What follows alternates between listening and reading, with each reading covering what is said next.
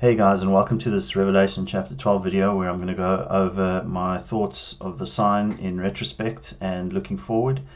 And this will be the final Revelation chapter 12 video that I do. And I'd like to thank the guys at Revelation 12 Daily and Unsealed.org for posting my videos and gaining a wider audience. Thank you very much for that.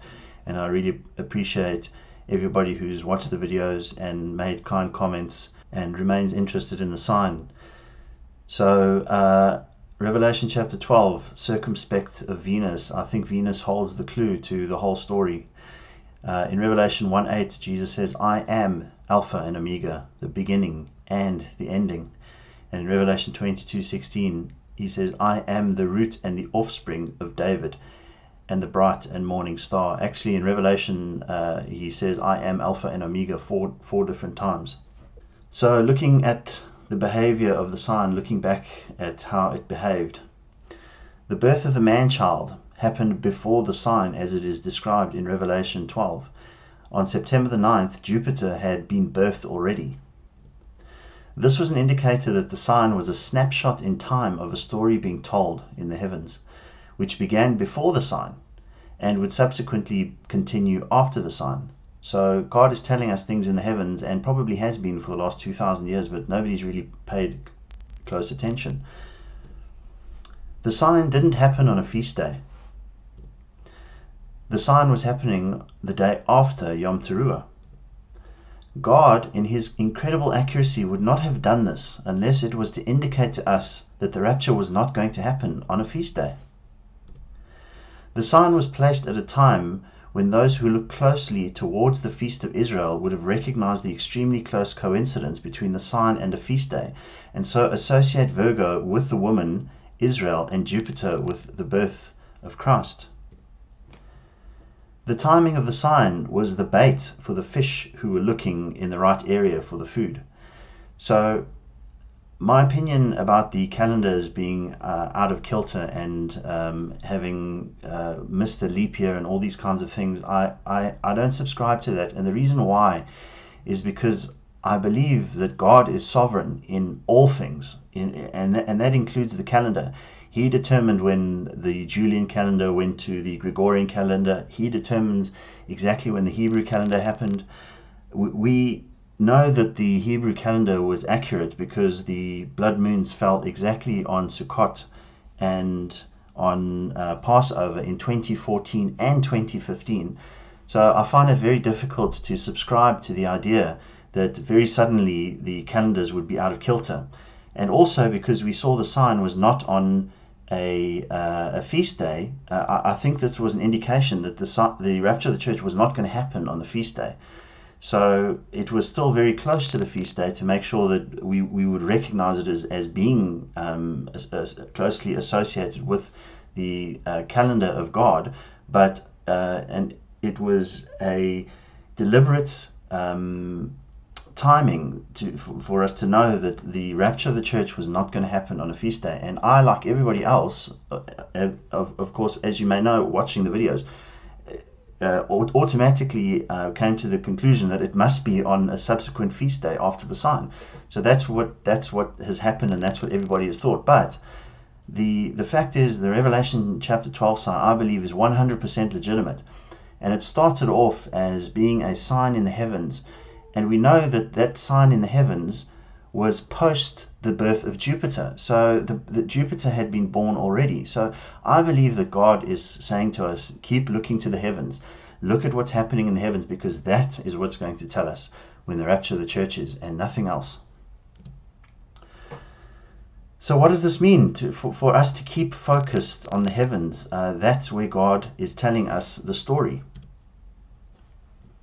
And here is my final thoughts on the sign, that they correlate to the three conjunctions of Venus. The three things we see in Revelation chapter 12 is an initial introduction to the snapshot of the sign that we see as the woman in Virgo in travail and birth, but Jupiter had been birthed already, so it was post that particular birth. Then the second sign we see is the October the 5th Venus and Mars conjunction, which is the celestial war in heaven. And then, as I've made clear in the other videos, Mars goes on to be the dragon, and then Venus moves its way down to Jupiter for the third major conjunction. And those three conjunctions are associated with the three major topics which happen in Revelation chapter 12. The Hebrew language is read from right to left or from east to west. And from the perspective of Earth, the planets travel along the ecliptic from right to left as well. Jesus Christ said that he is the bright and morning star, which is Venus. The Revelation chapter 12 sign is multidimensional. The sign's positioning signals the start of the story. Each conjunction which occurs after the sign is a single snapshot in time that is telling a particular part of the Revelation chapter 12 story.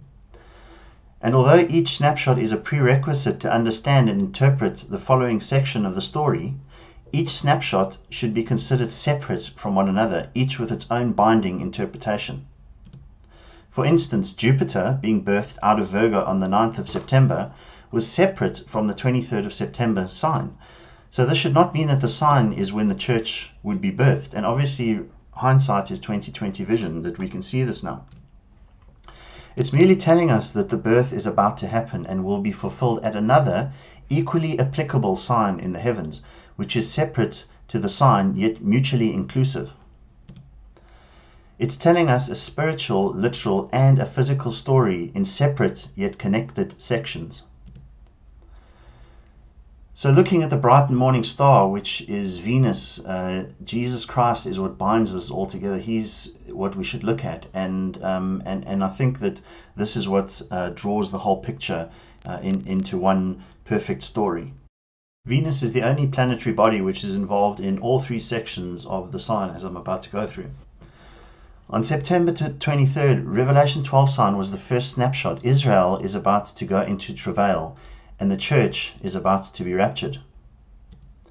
Venus was on the far right-hand side of the sign, the Alpha and the beginning. Jesus said, I am the Alpha, and Venus was on the far right-hand side. So in Hebrew, reading from right to left, that would be the beginning. On October the 5th, the Mars and Venus conjunction snapshot represented the war with Satan in the heavens, which is coming to its culmination, and he is about to be kicked out from this earthly dimension into ours. Here we saw Venus in transient, which is the war with Satan. Venus then moves down towards Jupiter,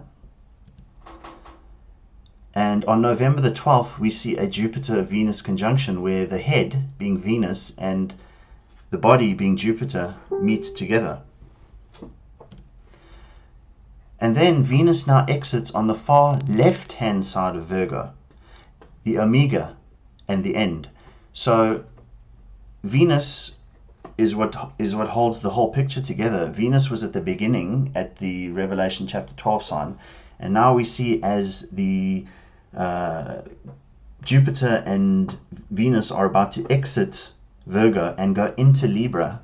That then just leaves Mars in front of the woman, or in front of Virgo, which is Israel. So that's obviously going to be there's a lot of problems which are going to happen with Israel at the rapture of the church.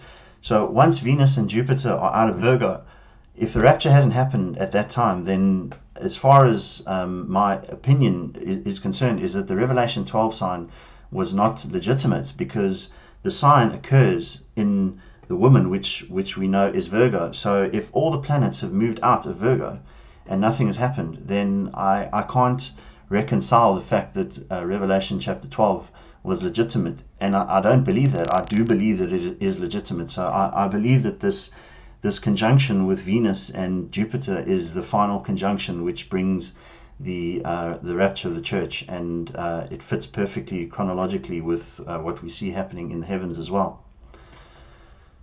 And Venus and Jupiter now enter into Libra, and in one of the other videos I went over this and described that in E.W. Bullinger's book, he goes over why he believes that Libra is not scales, it's not judgment, but actually the holy altar. It's actually the altar of God. So at that very time, at that moment, on the 12th to the 13th of November, we see Venus, and very shortly afterwards Jupiter, move into Libra, and at the same time we see Saturn moving into Sagittarius.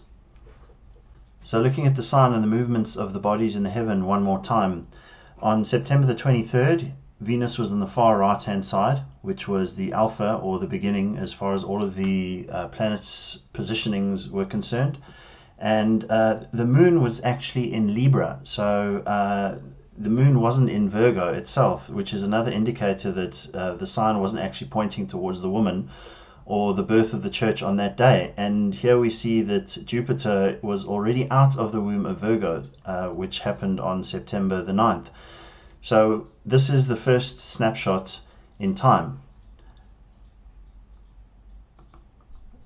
Then as we go on, we see the second snapshot, which was the October 5th Venus and Mars conjunction, which was a representation of the celestial war in heaven. Mars represented the dragon, and Venus represents Jesus Christ, the bright and morning star. This was the significant event which was in the heavens that represented the second sign. Then as we go on towards the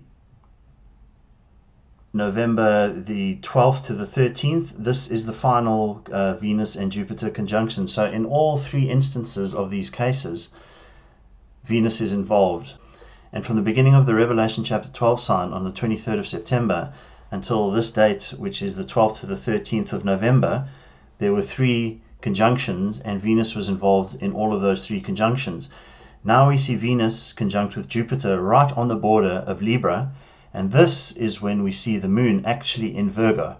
So the moon is now pointing towards the woman, and we see Venus, which is the bright morning star, Jesus Christ, that's the head of the church, meet with his body, which is the striped body. And also we see here Mars, which is the representation of the dragon, I believe, directly before the woman, as the child is caught up to heaven. So that's my final interpretation of the Revelation chapter 12 sign. Thank you for taking the time to watch my videos, and thank you to each and every one of you. May the Lord Jesus Christ bless you, may his face shine upon you, and may you be filled with the joy and the knowledge of the Lord, that he is coming to get us. The Lord Jesus Christ, he's coming to get us. Maranatha, Lord Jesus.